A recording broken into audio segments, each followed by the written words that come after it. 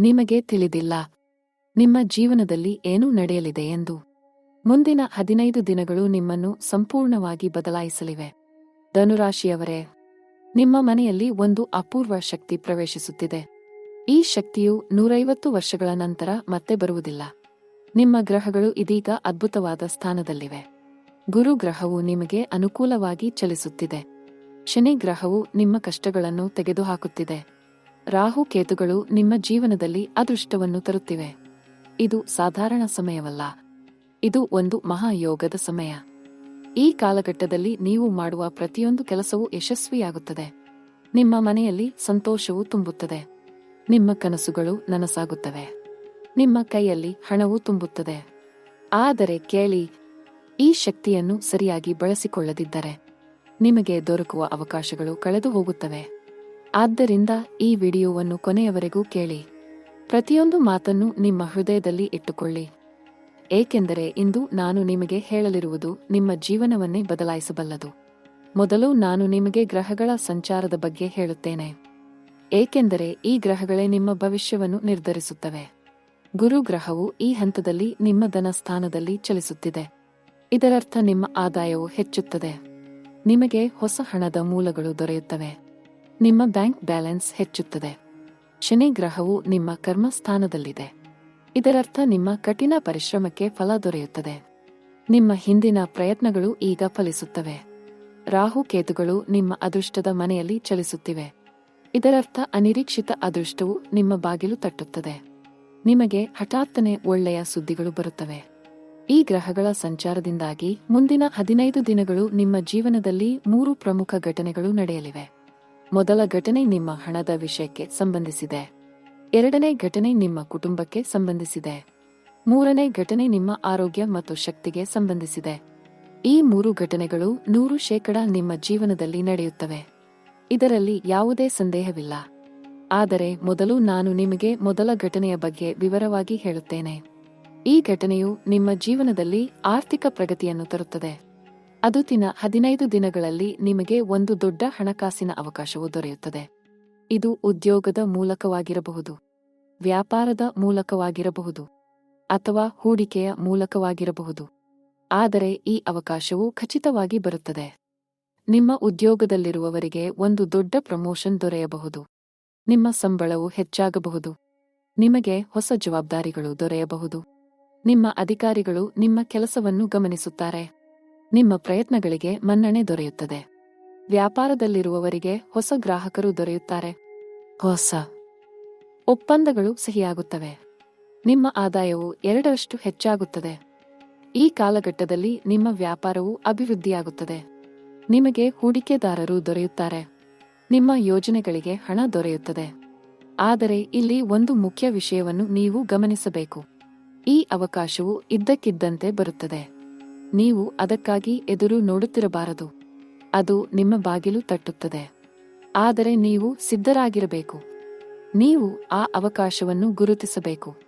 ನೀವು ಅದನ್ನು ಸ್ವೀಕರಿಸಬೇಕು. ನೀವು ತ್ವರಿತವಾಗಿ ನಿರ್ಧಾರ ತೆಗೆದುಕೊಳ್ಳಬೇಕು.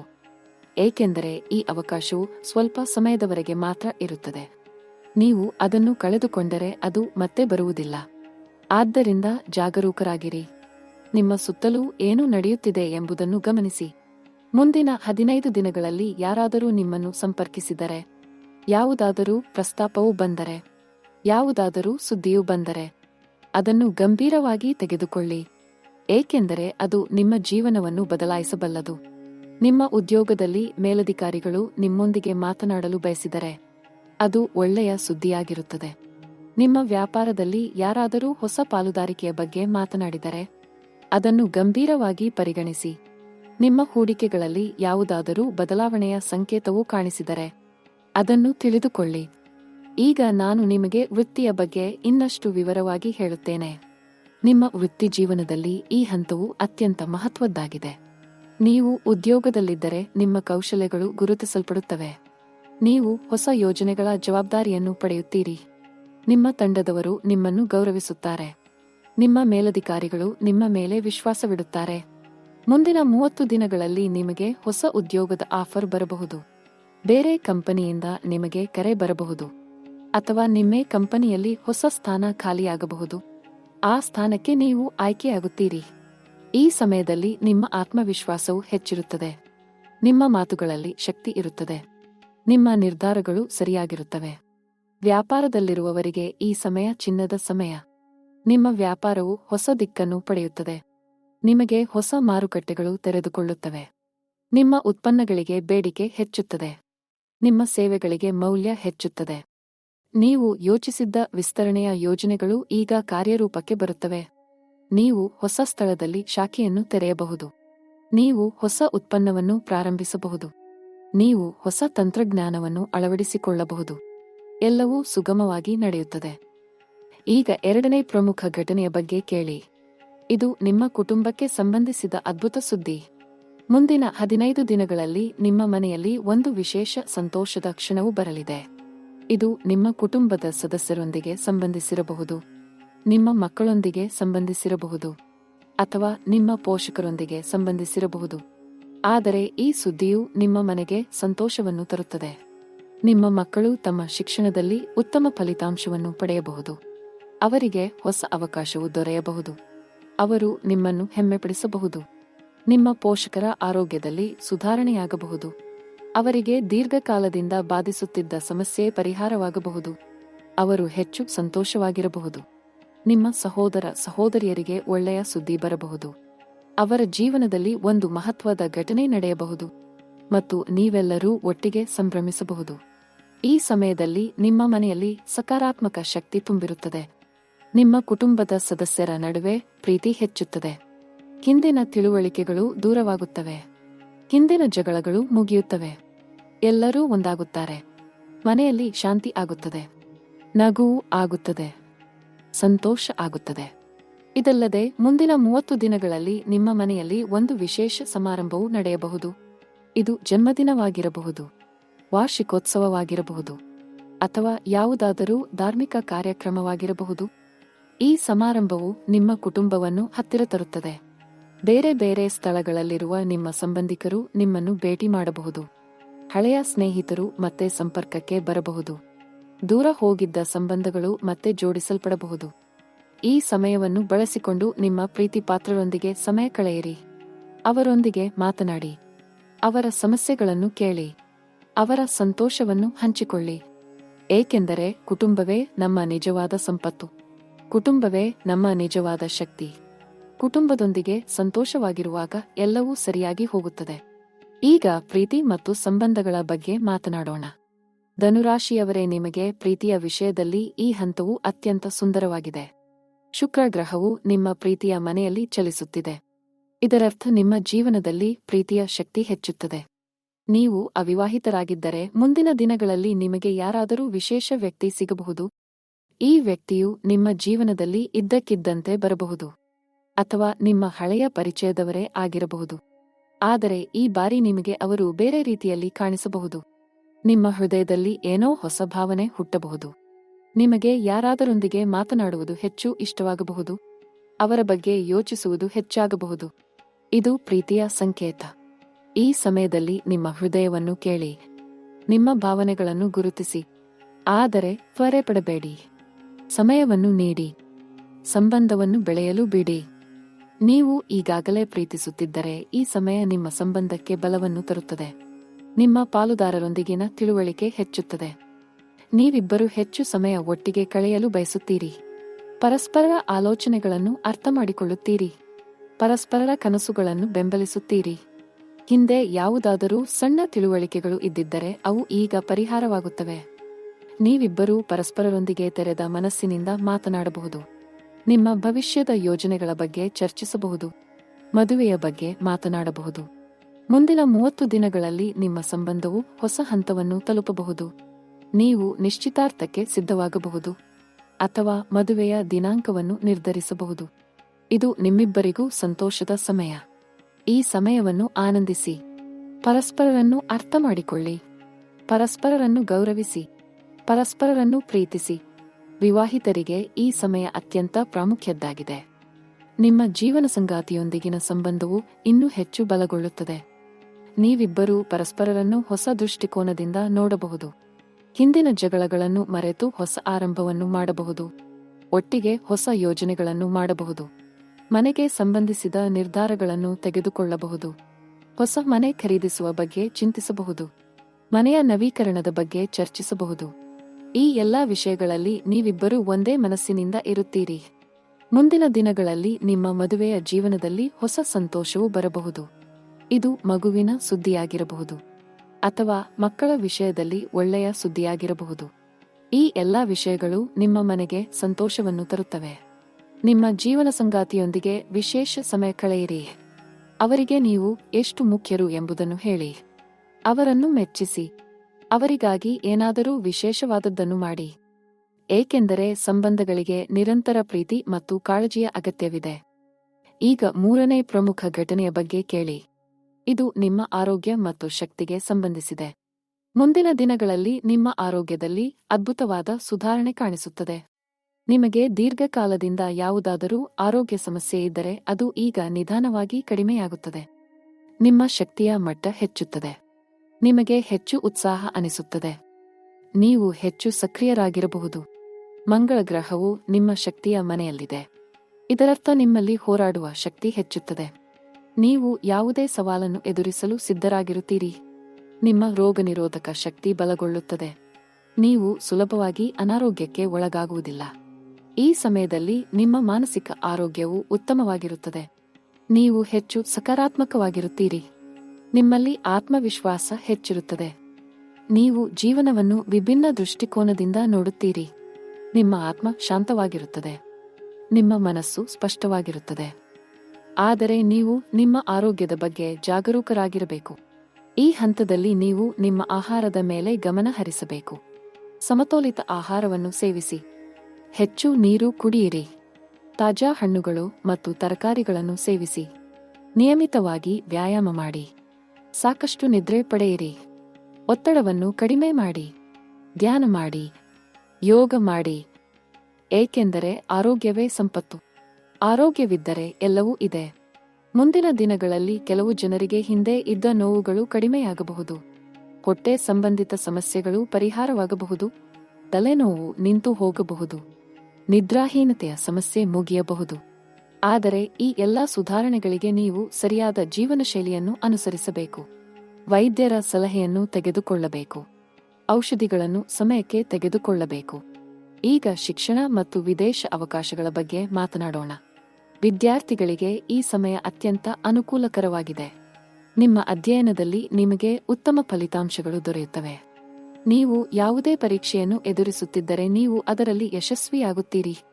ನಿಮ್ಮ ಕಠಿಣ ಪರಿಶ್ರಮಕ್ಕೆ ಫಲ ದೊರೆಯುತ್ತದೆ. ಬುಧ ಗ್ರಹವು ನಿಮ್ಮ ಶಿಕ್ಷಣದ ಮನೆಯಲ್ಲಿ ಚಲಿಸುತ್ತಿದೆ. ಇದರರ್ಥ ನಿಮ್ಮ ಬುದ್ಧಿಶಕ್ತಿ ತೀಕ್ಷ್ಣವಾಗಿರುತ್ತದೆ. ನೀವು ಹೊಸ ವಿಷಯಗಳನ್ನು ಸುಲಭವಾಗಿ ಕಲಿಯಬಹುದು. ನಿಮ್ಮ ಜ್ಞಾಪಕ ಶಕ್ತಿ ಹೆಚ್ಚುತ್ತದೆ. ನೀವು ಏಕಾಗ್ರತೆಯಿಂದ ಅಧ್ಯಯನ ಮಾಡಬಹುದು. ಮುಂದಿನ 15 ದಿನಗಳಲ್ಲಿ ನಿಮಗೆ ವಿದೇಶದಲ್ಲಿ ಅಧ್ಯಯನ ಮಾಡುವ ಅವಕಾಶವು ದೊರೆಯಬಹುದು. ನಿಮಗೆ ವಿದ್ಯಾರ್ಥಿ ವೇತನ ದೊರೆಯಬಹುದು. ನಿಮ್ಮ ವೀಸಾ ಅನುಮೋದನೆಯಾಗಬಹುದು. ನಿಮ್ಮ ದಾಖಲಾತಿ ಪ್ರಕ್ರಿಯೆ ಪೂರ್ಣಗೊಳ್ಳಬಹುದು. ಇದು ನಿಮ್ಮ ಕನಸುಗಳನ್ನು ನನಸು ಮಾಡುವ ಸಮಯ. ಉದ್ಯೋಗಕ್ಕಾಗಿ ವಿದೇಶಕ್ಕೆ ಹೋಗಲು ಬಯಸುವವರಿಗೆ ಈ ಸಮಯ ಅದ್ಭುತವಾಗಿದೆ. ನಿಮಗೆ ವಿದೇಶದ ಕಂಪನಿಗಳಿಂದ ಆಫರ್ ಲೆಟರ್ ಬರಬಹುದು. ನಿಮ್ಮ ಸಂದರ್ಶನಗಳು ಯಶಸ್ವಿಯಾಗಬಹುದು. ನಿಮ್ಮ ಎಲ್ಲಾ ದಾಖಲಾತುಗಳು ಸರಿಯಾಗಿ ಮಂಜೂರಾಗಬಹುದು. ಮುಂದಿನ 30 ದಿನಗಳಲ್ಲಿ ನೀವು ವಿದೇಶಕ್ಕೆ ಹೊರಡುವ ಸಿದ್ಧತೆಯಲ್ಲಿರಬಹುದು. ಆದರೆ ಇಲ್ಲಿ ಒಂದು ಮುಖ್ಯ ವಿಷಯವನ್ನು ನೆನಪಿಡಿ. ವಿದೇಶಕ್ಕೆ ಹೋಗುವುದು ಸುಲಭ ನಿರ್ಧಾರವಲ್ಲ. ನೀವು ನಿಮ್ಮ ಕುಟುಂಬದವರನ್ನು ಬಿಟ್ಟು ಹೋಗಬೇಕಾಗುತ್ತದೆ. ನೀವು ಹೊಸ ಸ್ಥಳದಲ್ಲಿ ಹೊಂದಿಕೊಳ್ಳಬೇಕಾಗುತ್ತದೆ. ಆದ್ದರಿಂದ ಈ ನಿರ್ಧಾರವನ್ನು ಬುದ್ಧಿವಂತಿಕೆಯಿಂದ ತೆಗೆದುಕೊಳ್ಳಿ.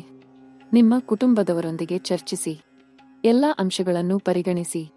ನಂತರ ನಿರ್ಧಾರ ತೆಗೆದುಕೊಳ್ಳಿ. ಈಗ ಆಧ್ಯಾತ್ಮಿಕ ಬೆಳವಣಿಗೆಯ ಬಗ್ಗೆ ಮಾತನಾಡೋಣ. ಧನುರಾಶಿಯವರು ಸ್ವಾಭಾವಿಕವಾಗಿಯೇ ಆಧ್ಯಾತ್ಮಿಕರಾಗಿರುತ್ತಾರೆ.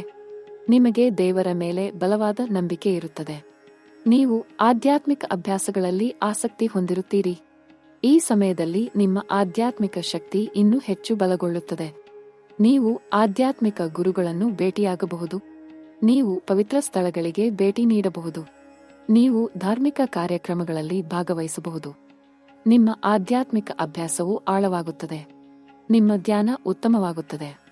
ನೀವು ದೈವಿಕ ಶಕ್ತಿಯೊಂದಿಗೆ ಸಂಪರ್ಕ ಸಾಧಿಸುತ್ತೀರಿ. ಮುಂದಿನ ದಿನಗಳಲ್ಲಿ ನೀವು ಜೀವನದ ಬಗ್ಗೆ ಹೊಸ ತಿಳುವಳಿಕೆಯನ್ನು ಪಡೆಯುತ್ತೀರಿ. ನಿಮಗೆ ಆಂತರಿಕ ಶಾಂತಿ ದೊರೆಯುತ್ತದೆ. ನಿಮ್ಮ ಆತ್ಮವು ಪ್ರಶಾಂತವಾಗುತ್ತದೆ. ಆದರೆ ಈಗ ನಾನು ನಿಮಗೆ ಕೆಲವು ಗುಪ್ತ ಸವಾಲುಗಳ ಬಗ್ಗೆ ಹೇಳಬೇಕು. ಏಕೆಂದರೆ ಜೀವನವು ಯಾವಾಗಲೂ ಸುಗಮವಾಗಿರುವುದಿಲ್ಲ. ಕೆಲವು ಸವಾಲುಗಳು ಯಾವಾಗಲೂ ಇರುತ್ತವೆ. ಮುಂದಿನ ದಿನಗಳಲ್ಲಿ ಕೆಲವು ಜನರು ನಿಮ್ಮ ವಿರುದ್ಧ ಮಾತನಾಡಬಹುದು. ಅವರು ನಿಮ್ಮ ಬಗ್ಗೆ ತಪ್ಪು ವದಂತಿಗಳನ್ನು ಹರಡಬಹುದು. ಅವರು ನಿಮ್ಮ ಯಶಸ್ಸನ್ನು ಕಂಡು ಅಸೂಯೆಪಡಬಹುದು. ಆದರೆ ನೀವು ಅವರ ಮಾತುಗಳನ್ನು ಗಂಭೀರವಾಗಿ ತೆಗೆದುಕೊಳ್ಳಬಾರದು.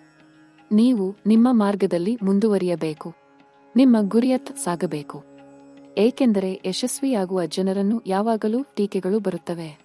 ಆದರೆ ನೀವು ಅದನ್ನು ನಿಮ್ಮ ಶಕ್ತಿಯನ್ನಾಗಿ ಪರಿವರ್ತಿಸಬೇಕು. ಶನಿ ಗ್ರಹವು ಕೆಲವು ಸವಾಲುಗಳನ್ನು ತರಬಹುದು. ಆದರೆ ಈ ಸವಾಲುಗಳು ನಿಮ್ಮನ್ನು ಬಲಗೊಳಿಸುತ್ತವೆ.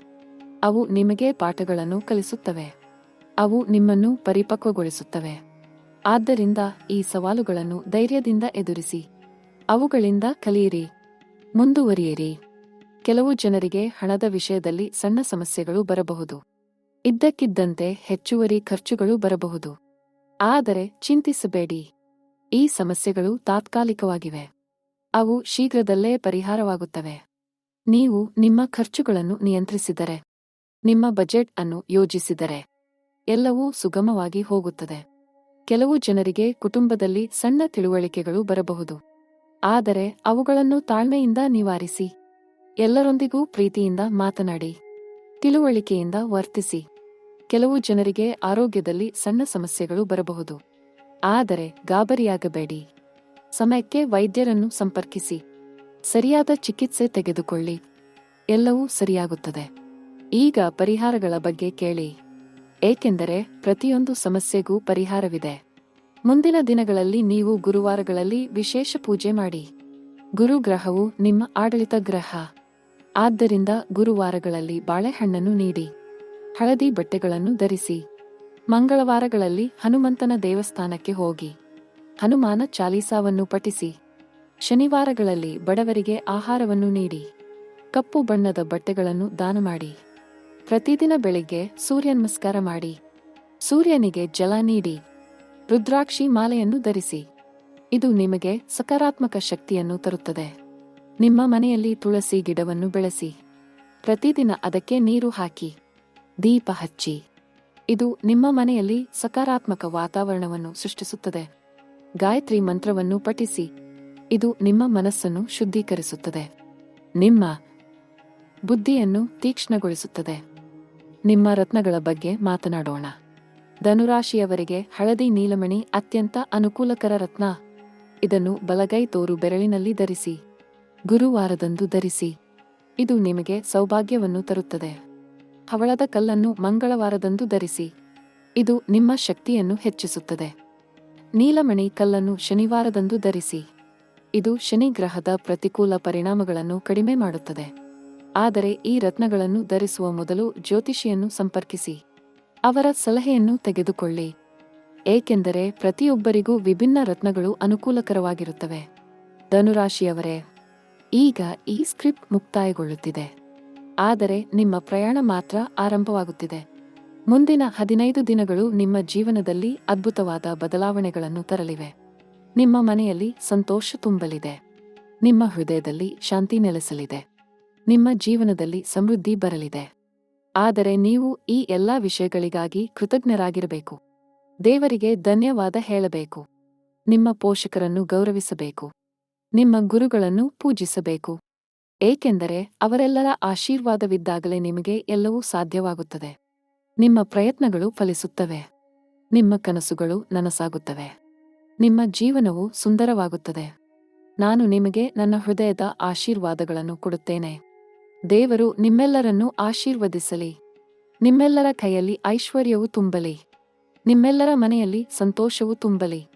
ನಿಮ್ಮೆಲ್ಲರ ಹೃದಯದಲ್ಲಿ ಪ್ರೀತಿ ತುಂಬಲಿ. ಗುರು ಭಗವಂತನ ಅನುಗ್ರಹವು ನಿಮ್ಮೆಲ್ಲರ ಮೇಲೆ ಯಾವಾಗಲೂ ಇರಲಿ. ಮುಂದಿನ ವಿಡಿಯೋದಲ್ಲಿ ನಾನು ನಿಮಗೆ ಇನ್ನೂ ಹೆಚ್ಚು ಅದ್ಭುತವಾದ ಮಾಹಿತಿಗಳನ್ನು ತರುತ್ತೇನೆ. ಅದುವರೆಗೂ ಧೈರ್ಯದಿಂದಿರಿ. ಸಕಾರಾತ್ಮಕವಾಗಿರಿ. ಸಂತೋಷವಾಗಿರಿ. ಈ ವಿಡಿಯೋ ನಿಮಗೆ ಇಷ್ಟವಾದರೆ ಲೈಕ್ ಮಾಡಿ, ಶೇರ್ ಮಾಡಿ, ಸಬ್ಸ್ಕ್ರೈಬ್ ಮಾಡಿ. ನಿಮ್ಮ ಅಮೂಲ್ಯವಾದ ಅಭಿಪ್ರಾಯಗಳನ್ನು ಕಾಮೆಂಟ್ ಸೆಕ್ಷನ್ನಲ್ಲಿ ಬರೆಯಿರಿ. ಮುಂದಿನ ವಿಡಿಯೋದಲ್ಲಿ ನಿಮ್ಮನ್ನು ಮತ್ತೆ ಭೇಟಿಯಾಗೋಣ. ಧನ್ಯವಾದಗಳು. ನಮಸ್ಕಾರ.